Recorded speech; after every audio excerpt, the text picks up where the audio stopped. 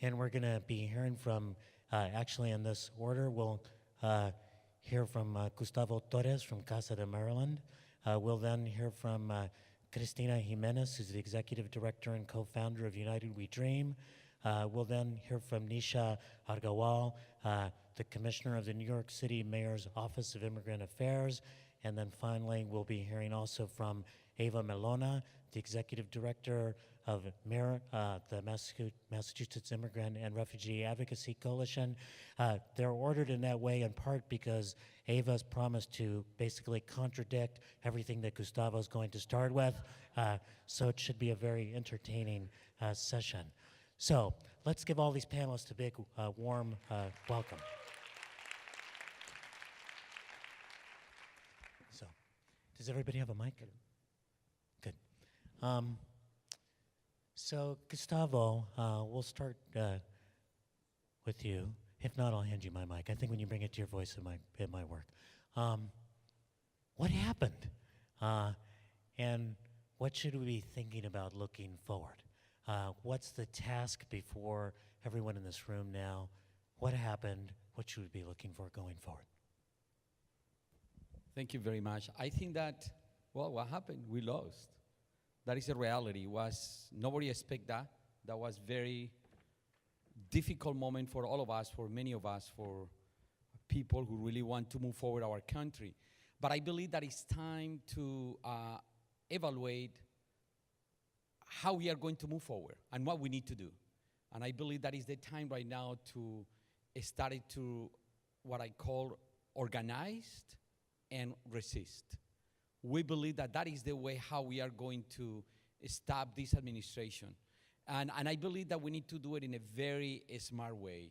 I believe that is going to be, from my viewpoint, a couple different approaches. Number one, I think that we need to keep organizing our community, and we know exactly how we can organize our community. We need to create brigades. We need to create committees all around the nation. In particular, as you mentioned, in our states, the states are going to be very, very critical to change this dynamic. So we need to keep organizing and resist what we believe a tremendous attacks against our community. Number one. Number two, also we need to use the legal tools that we have. Attorney generals are going to play a major role in all of this.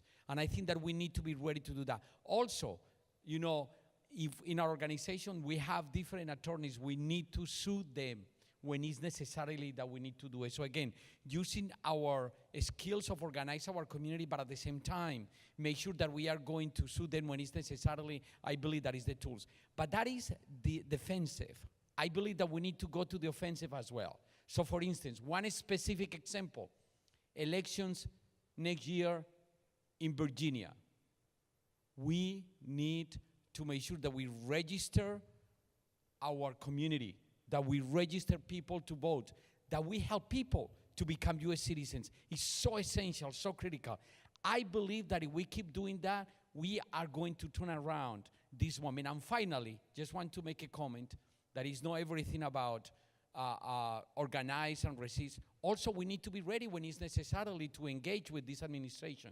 And we need to make sure that we engage, as somebody called, a smart engagement. I think that is very important that we think about that. It's so very critical that we think about when it's necessary that we engage this administration, because I believe, truly believe, that probably they are going to propose, quote unquote, immigration reform. And immigration reform is going to be a lot of enforcement with probably a TPS. So we need to be ready to fight back, and we need to be ready to respond to that. So that is kind of my comments about the way how we can respond. Thank you. Great. Thanks. Cristina, we're going to go to you next. I think when people start thinking about the calculus of the kinds of policies that might come from the new administration, when you think about the mass deportation of those with so-called folks with criminal records, that's going to be kind of hard to mobilize. It's going to cost money. When you think about building a border wall, going to cost money. You're going to have to go through Congress. It often looks like the politically or economically least costly, politically least costly in some ways, is going after those under DACA. You are a beneficiary, you work with those communities. What's the immediate threat we're facing, and how are you looking forward? Yeah, I mean, so I work with United We Dream, and when we look at our membership, we look at folks that have DACA, folks that don't have DACA, and most of us who, the one thing that we share in common is that have undocumented parents or family members.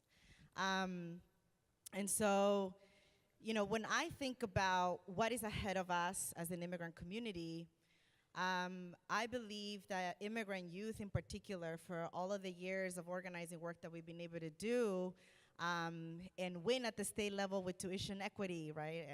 And win at the national level with the DACA campaign, but also being able to change the conversation around immigration. I think we've been able to build a strong moral power around immigrant youth. However, I think as a movement, we haven't been able to yet build a strong moral power for the entire community, right? So that when folks learn about me being undocumented and growing up undocumented, people outside of this room may feel, like I'm sympathetic to this young person that grew up here.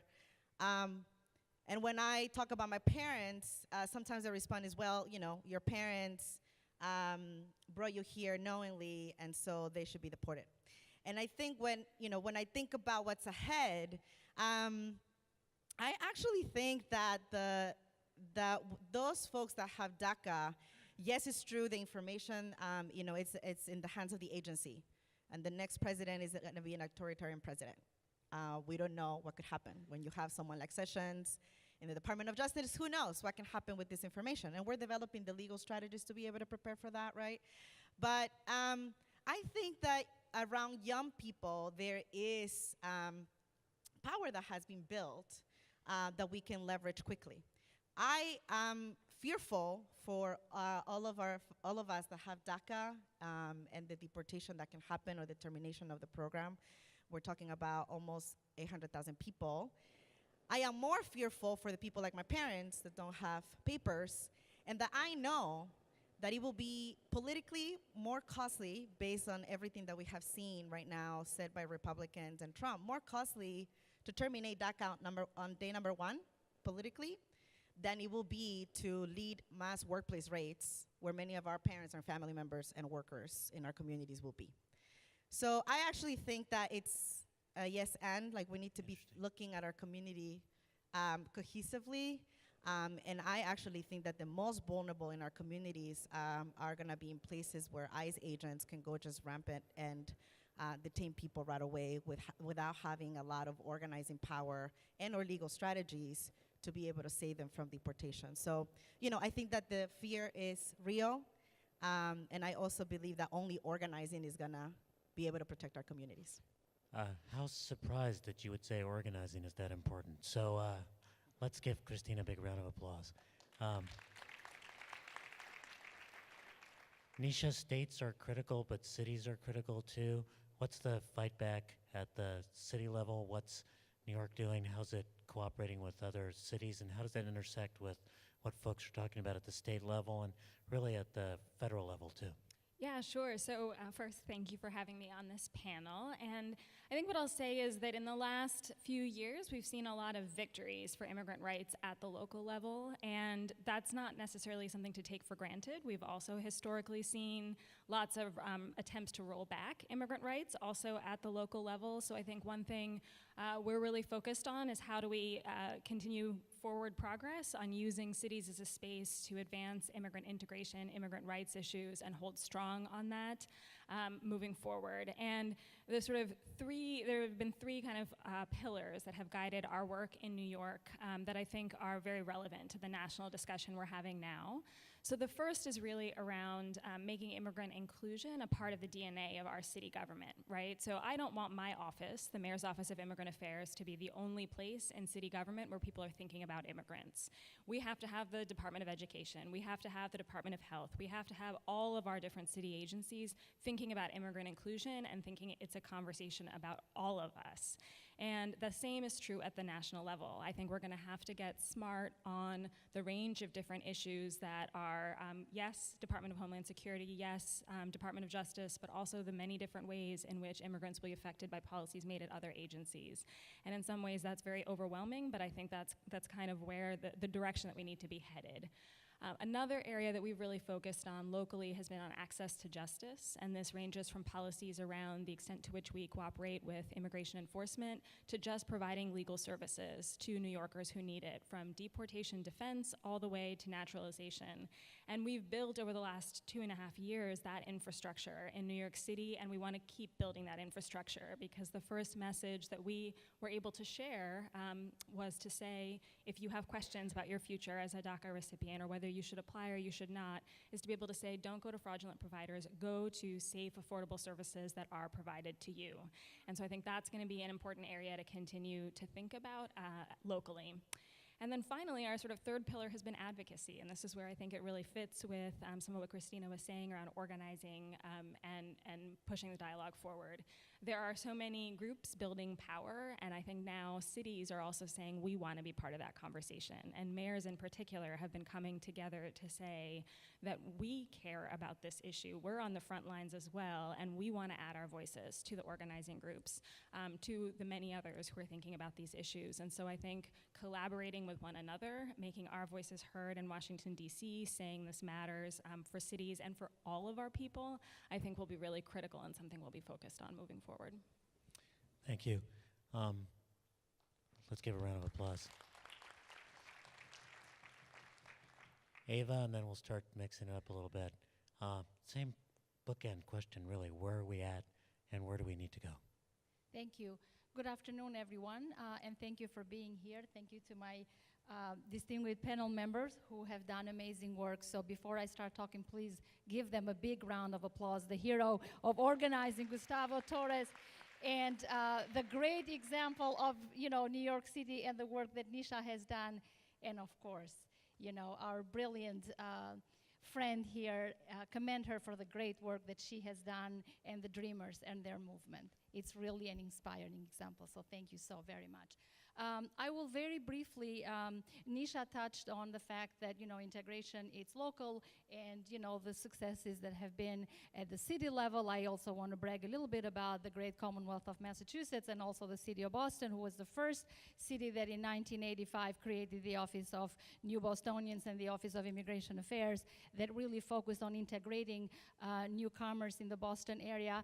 And then Massachusetts as a state, one of the few states in the country that came up with an integration agenda with a state plan to better include immigrants and refugees in the social fabric of our state. And Maryland had a similar model. Illinois led the example as the first state, and Washington State. So there have been historically a lot of successes that integration is really a local issue, and a lot has been done, and inspiring models at the city and Massachusetts, at the city and state level. I can't forget my Massachusetts.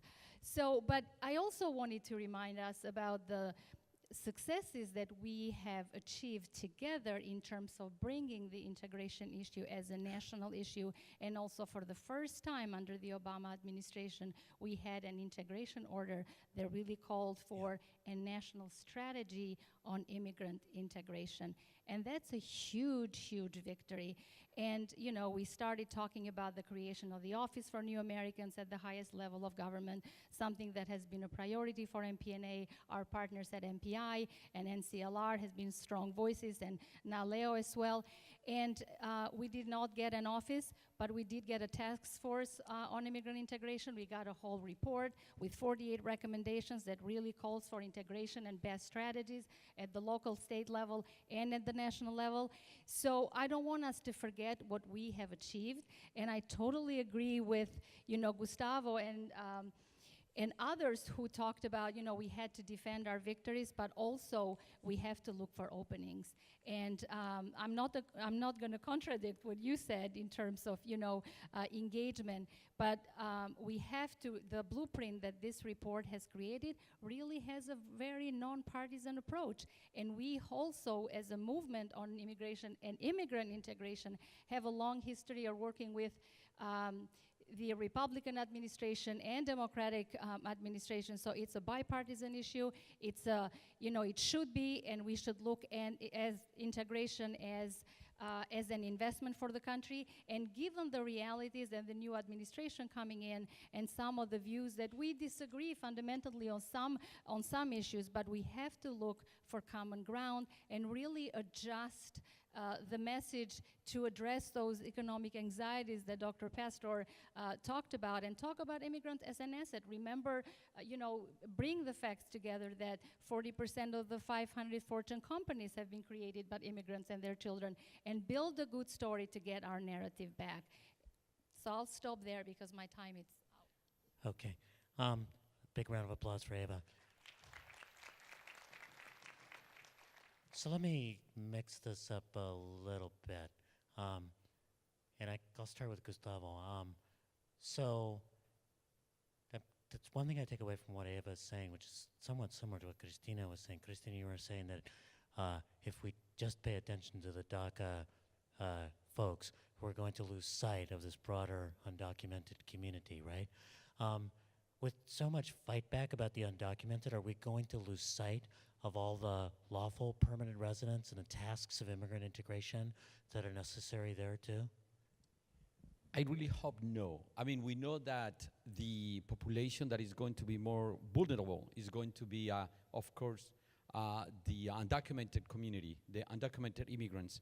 But I think that we have an opportunity, as I mentioned before, to make sure that we engage and work with people who are ready to become U.S. citizens. Remember, we have almost 9 million people in our nation ready to become U.S. citizens. And I think that is the power that we have right there, to make sure that we help them to become U.S. citizens. And borders is very critical. So I believe that that is kind of the way how we keep integrating our community. And I think that's, as Josh always referred, that the only way to protect people of deportation is when people become U.S. citizens. So I think that, yes, we need to fight back against deportations and against this administration, absolutely, and we will do that. By the way, we hope that you are going to join us in January 14, our first rally, to welcome this new administration, and we are going to do that. But at the same time, we have to also keep integrating our families and our community. So I believe that that is the approach that we need to keep doing. So I'm going to go, Ava, you can comment on that, but I also want you to comment on, there's bipartisan and then there's Trump, right? And Sessions. And this is not Paul Ryan. People might dislike Paul Ryan's economic program or something like that, but there's a distinction between the bipartisan work people have been doing and the strand that ran from the moment it ran on targeting immigrants. It's the way, that's why the message is extremely important. We have fundamental disagreements, but also one thing we have in common is the love for the country. So how do we build that message? How do we change or transform our narrative that we talk about the 43 million foreign-born making up 13% of the workforce? If we're talking about, an administration that is business-oriented, that has this global understanding of the foreign-born workforce, this is our moment to really engage. And I do mean it, that we have to engage. We need to be seen relevant in the discussion. 43 million people, 13% of the workforce, it's huge. And as we educate and as we make our case, the 8 million or 9 million about, to become citizen, we need to focus and prioritize the message about, economic integration, linguistic integration. We'll talk about citizenship as a way of showing the patriotism to our to their new adopted country. We saw that after 9/11, immigrants were starting to be seen through the lenses of terrorism. People came in millions to apply for citizenship. So I think the message, the branding, the common grounds, the love for the country is something we have in common. We should not look at the other side as the enemy, but how to best find common grounds for the best of our great country's interests. And that's a lot about the narrative. Cristina, I wanted to ask you one thing I've admired about the Dreamer movement for years is the way in which young people, and all of us know his history, really stood up to their elders and pushed forward with this movement, sometimes against a broader political climate, but often against some voices in the immigrant rights movement that were saying, hold back from doing this. We also now have a lot of young people who are just incredibly angry about what just happened, feel very alienated. Some of them took the stage earlier to even challenge someone who's considered a hero to a lot of folks, Congressman Luis Gutierrez. So there's a lot of anger out there. Are you seeing that anger with the younger folks, and how do we deal with this generational Yeah, I issue? mean, I would say that there is anger, but I think all of us have gone through our phases of anger after this election. I don't think it's only young people. I think that there's also urgency. And urgency that the house is burning. I mean, like we need to be real about that, right? Like it's 800,000 people that could lose their DACAs. It's also millions of people who are undocumented who could be raided. ICE forces could be tripled, as he committed during the campaign trail. And I think that we also have to be really cautious. Like, I disagree in the approach of let's find a way to have a conversation, because I think it's too early to say. I think that we have to think about what this administration would do. And just a quick example, if our communities will continue to be criminalized under this administration, one of the things they could do is that folks that have used fake papers in the past could become criminals in the portable. I'm one of them. I know my parents are also a set of them. So I'm not sure that I want to have a conversation about negotiation with an administration that may attempt to criminalize people that help undocumented folks, people, and further criminalized for different actions. So I feel like we need to be cautious about that and be real about the challenges that we have ahead of us, fearlessly defend the victories that we've been able to achieve at the local level. There have been many on integration, on rights around deportation, workers' rights, IDs, driver's licenses. And I think at the federal level, we need to fearlessly protect what we've been able to win as well. And so I think that there's a lot of alignment on that front, but also I think it's gonna be really important to ensure that people at our localities and people at the national level are really standing with immigrant communities. And I think that is the pieces that you're raising. And I think the question is, for some people, it may be safe to say, we want to protect the kids, they're sympathetic figures. And what we are saying as our United We Dream and other young people that we engage with across the country is we need to push them to protect the entire community. And so that is the role. So I think it's urgency, and I think it's righteous anger for the moment that we're in, and that we're all trying to figure out what are the best ways for us to be able to protect our community and to lose the least people possible in an administration that has committed to lead mass deportation of people. Great. I promised on this panel to provoke creative tension, and I think that's the best way for us to understand that we are in alliance with one another. We have different strands, but how we're approaching this. I want to agree with one thing you said, which is I think things could get a lot worse than people think. I think there's a sense in this kind of conversation, well, like maybe it won't be that bad. I think it's going to be like a lot worse than we even think. Sorry, I'm supposed to cheer you up. Given that, Nisha, how strong are cities going to be when federal funds are threatened? How strong will these actors be at really protecting all of our communities? It's an excellent question. I think what you've seen already around the country are mayors and cities speaking up and saying we will defend immigrant communities, but when the new administration sort of comes in, we'll have to really talk turkey at that point about what's going to happen. And I think some of what we're doing, it's unpredictable, right? So we have to plan for what the range of different possibilities might be and then be prepared for them. And I think the way in which cities can be strong is by being in alliance with our partners in the community and in the field, right? So we want to have the backs of immigrant communities who we have been moving policies and driving change forward with, and in relationship to that, also need immigrant communities to have our back if we are going to be facing major funding cuts. And we are going to need really smart legal strategies to be able to say that we have always been acting within the law. I think there's a little bit of a rhetoric of human beings sort of initially being called illegal. Now I think there's even an effort to try to say that those who protect immigrants are also acting sort of out of the law. That is not true, but we're gonna need some real strategies to push back against that. And so I think it's even deeper collaboration than we've had before, and we have to be really careful and coordinated. And so one thing I wanted to say just in response to this whole conversation, I think they've heard a few things about how do you make priorities or how do you make choices between defense and offense and all these different ways. The reality and what makes me exhausted thinking about it is we can't make a choice. We actually have to be fighting on all of these fronts at the same time and together.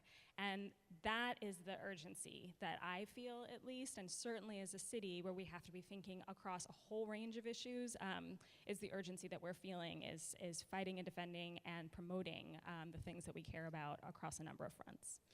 So we wanted to open it up if there's a question or two from the audience. I did want to clarify that we want questions. So if you go on too long, I'll raise one hand for you to stop. If you go on way too long, I'll raise two hands, which is a signal for the audience to thunderously applaud whatever point you were making, because surely it was your finale. But I believe that there's a mic out there. Does anybody have a question or a comment they want to raise? And if not, we'll go right back to this conversation. Here's a hand up. And the mic is, okay. Hi. So let's, we've got two people. Let's go ahead and collect both of the questions, you and the young man who's following you. Thank you. So, how to manage the challenge of talking with the government when the government may pursue us? So, how to build a bridge with the new administration, and how to build a bridge with groups that may confront us? That was great. That was actually a question. That is so heartening. So the young man who was following. Yes, my name is Sami Disu, community organizer from New York City. I wanted to ask the panel I think, rather difficult question of how we actually reclaim a democratic party that's supposed to be serving us and our needs. We've had 8 years of Obama, and we've had record deportations already. 3 million have already been deported, and the number that Trump is now threatening. So what can we do as immigrants to really raise our voice and reclaim a party that's supposed to be serving us? The Republicans are going to come in, and we know what they're going to do. Great, thanks. So one of these questions is about how to build a bridge to others, and the other, to be translated into 501c3 terms, is how do we reclaim our democracy? Some of you have 501c4s. You can just flame away. It's fine. So I think that the first one, I think that is very important about partnership and develop alliance. I think that is so critical, so essential. I believe in addition to keep our unity, and that is going to be very important that we as an immigrants keep our unity on this moment, but also how we are going to bring other people to work with us and we work with them. I think that is very critical. And I think that we need to speak about what is the agenda and topics that not only impact our communities, our immigrant and Latino communities, but also other communities. We spoke in the previous panel a little bit about criminal justice.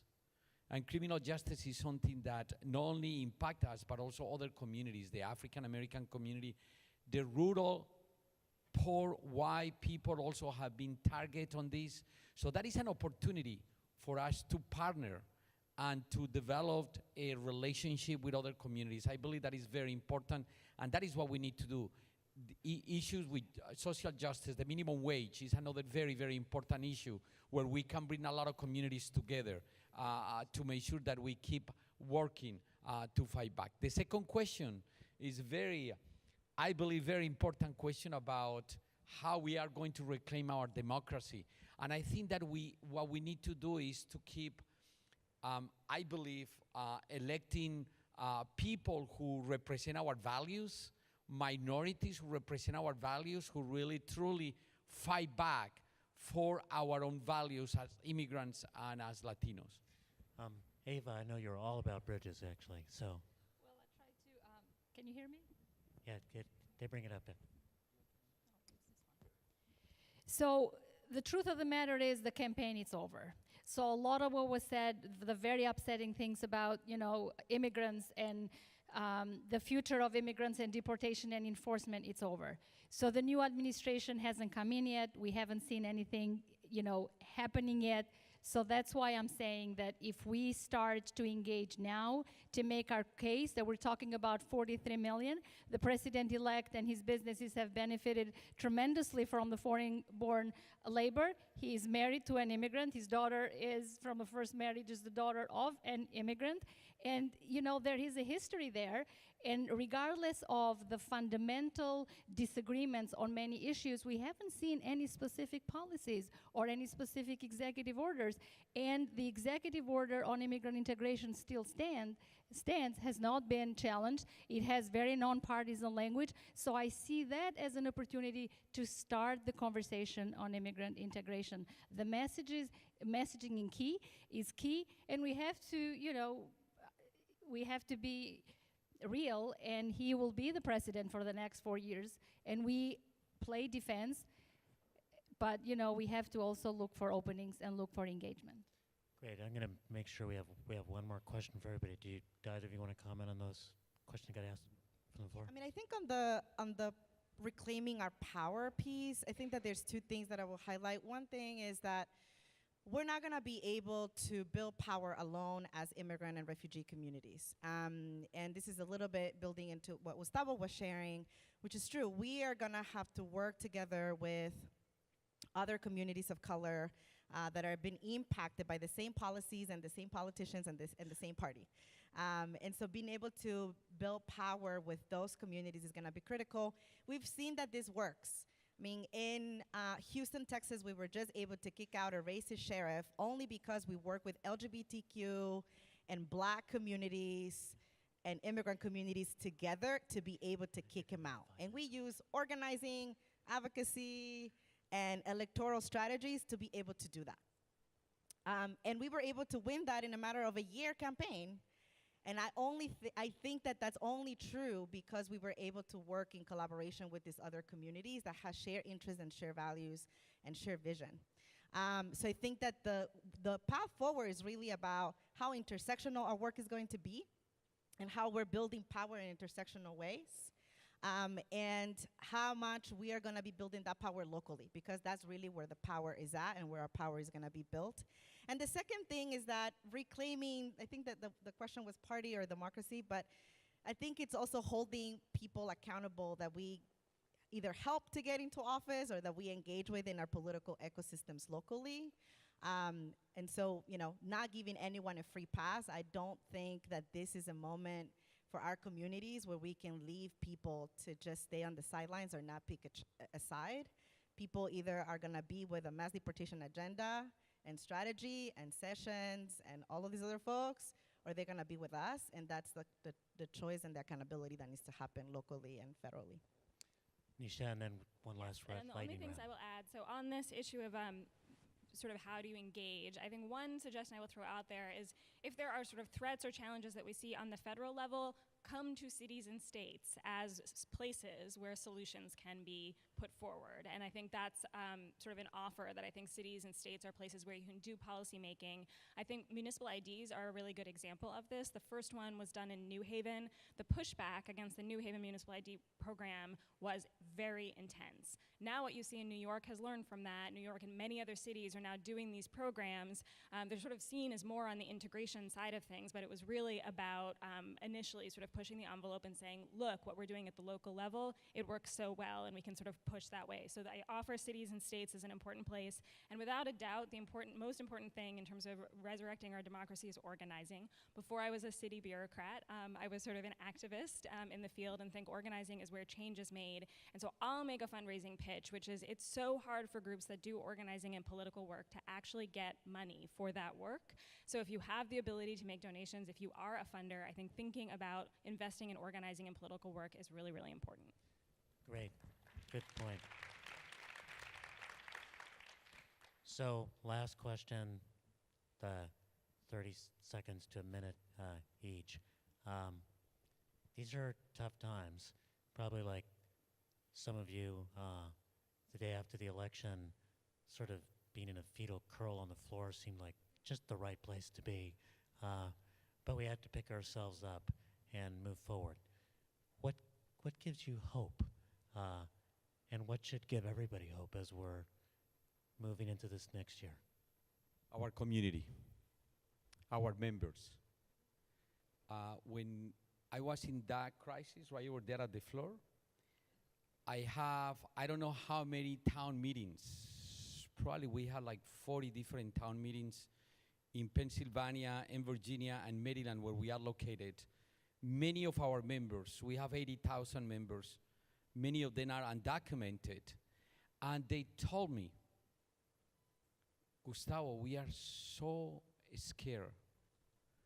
We don't know what is going to happen. But you know what? We don't have a choice but fight back. And that is what gives me all of this energy and the passion to keep fighting for justice and to make sure that we are going to change this dynamic. Thank you. Great. Ava, what gives you hope? Well, just looking at this room, and 1,000 people or over 1,000 people coming to this conference. These are our partners. These are our friends, and us being together with this at this moment, and the tremendous amount of energy and expertise that it's in this room and it's across the movement, and the way where we are gives me hope. And I said that in my openings the day of the conference. But the American dream is bigger than this election, and we are going to figure it out together. Thank you. Nisha. I think the thing that gives me hope is this idea that we've been here before and we've fought really hard fights and we've won. So the day after the election, I was listening to music, and my music was on shuffle, and these songs came on from Nina Simone. And I sort of started thinking about the civil rights movement, and I started thinking about all of these other struggles that have been happening, and we're sort of part of that. We're part of that longer struggle, and we've always been able to win, and we have to fight and we have to organize to make that happen. What gives me hope is that we've been here before, we've been winning, and I feel like we can together win again. Thanks. Cristina. I will say three things. One, people in our communities, like folks like my own parents. I was with my mom there at the election, and she was crying, and she just looked at me, and she said, like, ¿Qué vamos a hacer? What are we going to do? And then she was like, wait, we know. Like, we already went through so much by deciding to leave everything behind and come here. We're resilient people, and we will figure it out together. And I think that that's been the response of tons and millions of undocumented folks out there. So that's one thing. The second thing is allies. I've had people call and say, like, I will do anything to protect United We Dream members and families and your parents from deportation. Tell me what to do. I already gave you money, by the way, but I want to do more. And so that question of I want to do more, I think is both an opportunity and a challenge that we need to figure out to engage more people, and that gives me hope. And the third thing that gives me hope is that in some localities, in places like Arizona and in places like Texas and others, our community has been facing very, very toxic environments for a very long time, and they have been winning. And the fact that Arpaio is out, and all of that was because of organizing and resistance and advocacy and electoral strategies, he's out. And so we've been able to thrive and to win in also very difficult times because of the resilience and our commitment to organizing. So that's what gives me hope. Great, thank you. So the week after the election, I went traveling, and I was in Pennsylvania, and I wound up speaking to a couple different audiences, including to something called the Coatesville Youth Initiative, which was on a Saturday morning. Coatesville is a small suburban town. It's undergone a lot of that demographic change that causes a lot of anxiety, so it's an older white population with a school that's mostly African American and Latino. And I was asked to speak to high schoolers on a Saturday morning, 250 of them, almost all black and Latino. It's the kind of moment when you wish you were not a professor, but an astronaut or something really cool, right, that you could talk to the kids about. And so instead of talking to them, this was this conference they had called Breakthrough Leaders. I confessed that the older generation hadn't really broken through. We'd kind of broken down. And then what did they think made for a leader? And this audience of 250 high schoolers, hands went up. The answers were honesty, reliability, responsibility, listening, teamwork, integrity, flexibility. And it made me realize a couple things. Made me realize they had just gone through an election season in which very few of those values had been celebrated. And number two, that if that's the next America everyone is scared of, we're actually in some pretty good hands. Following that came Thanksgiving, which I know is a complicated holiday. Whole genocide thing kind of throws you off, right? But the part of it that I like is bringing family together to celebrate the moment when a group of undocumented immigrants were welcomed by a receiving community. And as we were giving thanks, I was asked to give thanks. We thanked the Lord for blessings, wished hope and blessings for others. And I thanked God for the opportunity for the fight of our lives and for all the friends that we have with us to fight this with us. This is going to be a huge struggle to take the work that we've been doing around immigrant rights and immigrant integration, to put it square in the middle, to make sure that it's intersectional with all those other struggles we've been paying attention to here around the over-criminalization and the economic marginalization. We are in the fight of our lives, and thank God we are. This is the place where we can find our meaning, our purpose. That's what I've got that gives me hope. Let's thank the panel, and let's bring up Josh Hoyt.